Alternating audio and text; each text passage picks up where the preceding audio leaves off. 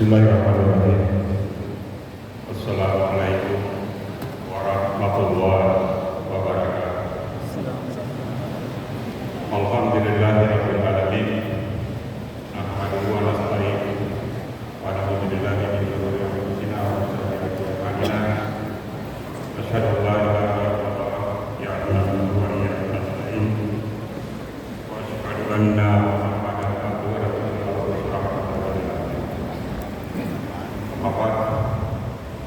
kaum muslimin hadirin dengan jemaah Isya dan jemaah tarawih yang dimuliakan oleh Allah Subhanahu wa taala. Puji syukur kita persembahkan kepada Allah Subhanahu wa taala. Malam hari ini atau hari ini kita sudah memasuki hari 15 atau malam ke-15, pokoknya 15. Ada yang kan ada 15, ada yang ke-15. Mulai puasa tanggal 18, nanti 15 puasa hari ini. Mulai besoknya hari Kamis, berarti malam ini malam ke-15. Artinya separuh Ramadan telah kita lewati. Insya Allah kita isi dengan puasa di siang harinya serta amalia utama Ramadan lainnya, baik pada siang harinya maupun pada malam harinya. Dan kita berdoa semoga Allah Subhanahu wa taala menerima semua amalan-amalan serta kebaikan yang telah kita persembahkan dan kita tunaikan sebagai bahagian manfaat kita kepadanya di hari-hari yang lalu. Dan mudah-mudahan ke depan, separuh puasa Ramadan ke depan, kita semakin bersemangat, tidak tentu gairah kita,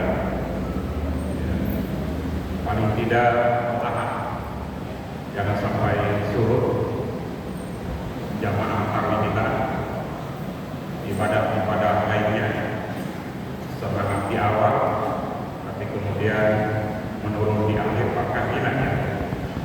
Karena ibadah yang paling disenangi oleh Allah Subhanahu wa taala adalah ibadah yang konsisten, walaupun itu kecil.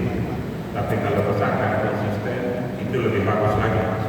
Tapi intinya adalah istiqamah, konsisten. Demikian pula dengan nilai dan capaian dalam Ramadan ini, maka menjadi lebih indah kemudian nilai dan capaian Ramadan ini juga kita bisa pertahankan ketika keluar dari Ramadan boleh berakhir, tetapi nilai-nilai Ramadan senantiasa menjadi bahagian daripada pribadi dan kepribadian kita di hari-hari berikutnya di luar bulan suci Ramadan. Kita kirimkan salam dan salam kepada Nabiullah junjungan idola kita, uswatun hasanah kita. Beliau adalah sosok teladan bukan hanya dalam ibadah, khususnya ibadah malam, tetapi beliau juga adalah merupakan uswatun hasanah, contoh teladan dalam bermuamalah dan melaksanakan aktivitas keduniawian kita dan interaksi kita dengan sesama manusia. Beliau adalah manusia yang paripurna, manusia yang senantiasa dijaga Allah Subhanahu wa taala kepribadiannya, dan kita punya kewajiban untuk menjadikan beliau sebagai sosok panutan sepanjang hidup kita bahkan panjang. Bapak-bapak, saudara-saudara kaum muslimin sidang jamaah tarawih yang dimuliakan oleh Allah Subhanahu wa taala. Puasa Ramadan yang telah kita lewati, baik pada tahun ini sudah 12 hari maupun pada tahun-tahun sebelumnya, insyaallah memberikan berbagai macam pengalaman batiniah, pengalaman rohaniah. Diharapkan kemudian itu menjadi pembelajaran penting bagi kita. Ramadan sejognyanya bukan hanya menguatkan kesalehan personal kita sebagai hamba Allah ya, yang senantiasa melaksanakan ibadah mahdoh, ibadah seperti puasa, ya, zakat, konsistensi salat dan sebagainya. Juga kemudian mengantarkan kita puasa ini menjadi pribadi yang lebih baik, bertransformasi menjadi pribadi yang lebih mutlak. Demikian tujuan daripada puasa. Tradisi puasa bukan hanya tradisi kita umat Rasulullah Muhammad SAW, tapi juga menjadi tradisi dari umat-umat sebelum Rasulullah Muhammad SAW. Kama kutiba alal ladzina min qablikum, sebagaimana yang tadi disampaikan oleh para pembawi. Ini menunjukkan bahwa tradisi puasa itu adalah tradisi dari yang berlangsung dari generasi ke generasi, bukan hanya kita, bukan hanya umatnya Rasulullah Muhammad SAW, tapi juga memang menjadi tradisi dari umat-umat sebelum kita. Tetapi tujuannya kita di sini agar kita menjadi bertakwa, menjadi lebih baik.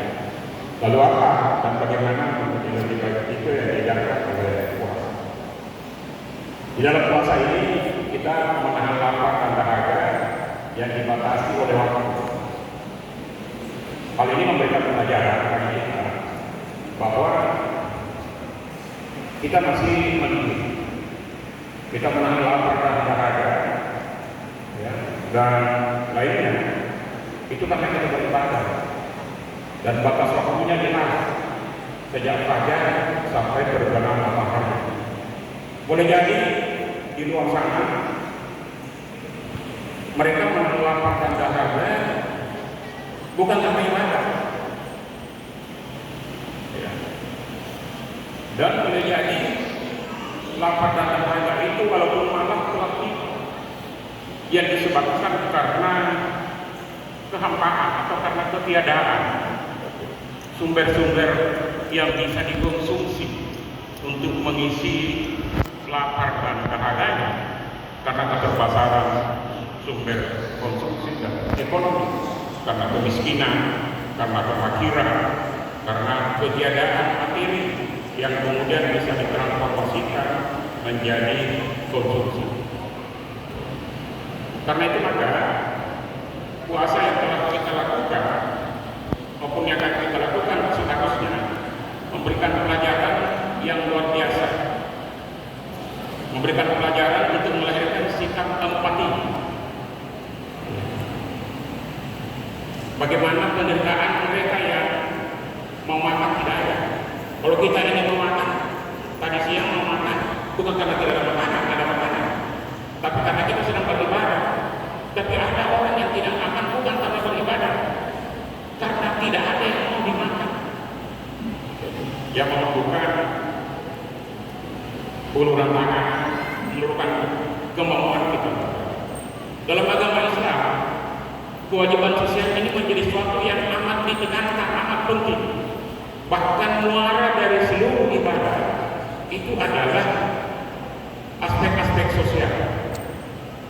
Bapak Ibu yang saya hormati, bahkan kalau ada pelanggaran dalam ibadah puasa, umpamanya, ya bukan ada pelanggaran di dalam puasa ini yang kemudian bisa dikonversi dengan ibadah sosial. Seseorang mana karena tidak tahan, mungkin dia pengantin baru atau pengantin tinggi, kemudian berhubungan dengan istrinya pada siang hari, didenda dia dengan berpuasa selama 2 bulan. Tapi kalau tidak bisa berpuasa selama 2 bulan, yang puasa 30 hari saja tidak tahan, apalagi 2 bulan. Kalau tidak bisa puasa 2 bulan, bisa dikonversi dengan memberi makan 60 orang fakir miskin. Jadi ibadah mahdoh yang kemudian dikonversi menjadi ibadah sosial. Tetapi tidak ada pelanggaran sosial yang kemudian bisa diganti dengan ibadah akhirat. Mencuri, korupsi, dan pelanggaran-pelanggaran lainnya, menipu, membegal, dan lain-lain sebagainya. Lalu mau diganti dengan salat, tidak ada. Mau diganti dengan puasa, tidak ada. Ini artinya apa? Agama Islam akan mengedepankan aspek-aspek sosial di dalam agama. Ibadah manusia dikonversi menjadi ibadah sosial, tapi pelanggaran sosial tidak ada yang bisa digantikan dengan kemudian kita salat sudah selesai. Indahnya pelanggaran sosial itu. Atau kalau mau kemudian mau korupsi, atau dengan sebagian korupsi itu kita korupsi untuk berzakat, berinfak dan bersedekah, tidak bisa tunggu. Tetapi kalau yang seperti saya contohkan tadi, seseorang karena tidak tahan dan melanggar hubungan iman dengan istrinya di dalam bulan suci Ramadan, maka dendanya yaitu adalah berpuasa di luar bulan suci Ramadan 60 hari berturut-turut. Yang kita tidak sanggup berpuasa 60 hari berturut-turut bisa diganti dengan memberi makan fakir miskin sebanyak 60 orang. Bukan disuruh berpuasa 2 kali lipat, 3 kali lipat dari itu. Kalau kita bisa berpuasa 60 hari diganti dengan selama tidak, tapi diganti dengan memberi makan. Itulah Islam memberikan pelajaran bahwa kesalehan ingin dibangun dalam beribadah bukan hanya kesalehan individual, tapi juga dalam disebut dengan kesalehan sosial. Puasa telah mengajarkan kita untuk memiliki sikap empati, sikap peduli yang kemudian ada diiringi dengan kemauan untuk berbagi. Itulah sebabnya maka dalam Ramadan ini, salah satu motivasi penting dalam Ramadan ini adalah kita dianjurkan untuk banyak bersedekah. Bersedekah di luar Ramadan itu bagus, tetapi pahala bersedekah di dalam bulan Ramadan itu jauh lebih dilipat gandakan pahala. Karena itu, jika kesungguhan kita dalam melaksanakan ibadah puasa dalam bulan Ramadan ini bersungguh-sungguh, maka jangan lewatkan itu kotak amal yang lebar di depan kita sebagai bahagian daripada implementasi kesedekahan kita, kedermawanan kita, atau dalam bahasa hari ini adalah bagian daripada filantropis kita. Islam memiliki instrumen filantropis untuk menyalurkan sifat kedermawanan umat Islam. Ada zakat, ada infak, ada sedekah, ada hadiah, ada hibah, dan lain-lain sebagainya. Tinggal kemudian adalah bagaimana kita memanfaatkan instrumen filantropis ini untuk memaksimalkan sebagai bagian dari pemberdayaan sosial kemasyarakatan. Bapak-bapak, ibu-ibu hari ini sedang Nataru yang sama berbahagia. Karena itu, maka ketakwaan itu intinya adalah kebaikan.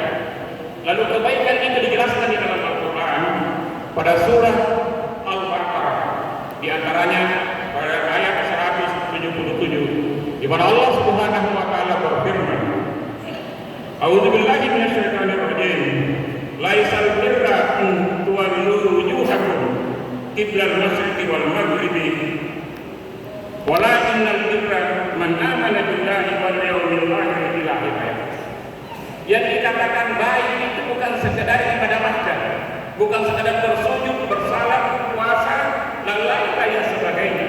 Tapi yang dikatakan baik itu lebih daripada sekedar bersujud dalam ibadah wajib, yakni adalah kemauan untuk berbagi dari harta yang diberikan sebagai rezeki yang dititipkan oleh Allah Subhanahu wa taala. Karena itu maka penting bagi kita, maka dari harta yang kita miliki ada yang bersifat kewajiban dasar dalam rangka untuk melaksanakan dari sisi ekonomi adalah fungsi distribusi dan konsumsi agar terjadi pemerataan rezeki melalui zakat. Dan di samping itu ada fungsi distribusi dan produksi, yakni dalam bentuk wakaf. Wakaf itu biasanya bentuknya dalam bentuk harta yang panjang untuk tidak satu kali konsumsi. supaya sifatnya lebih produktif, dan inilah yang akan menjadi amal jariah. Karena itu, maka kalau kita kemudian bersungguh-sungguh jangan mencukupkan diri pada hal-hal yang hanya standar. Standar ibadah harta itu adalah zakat, itu yang standar.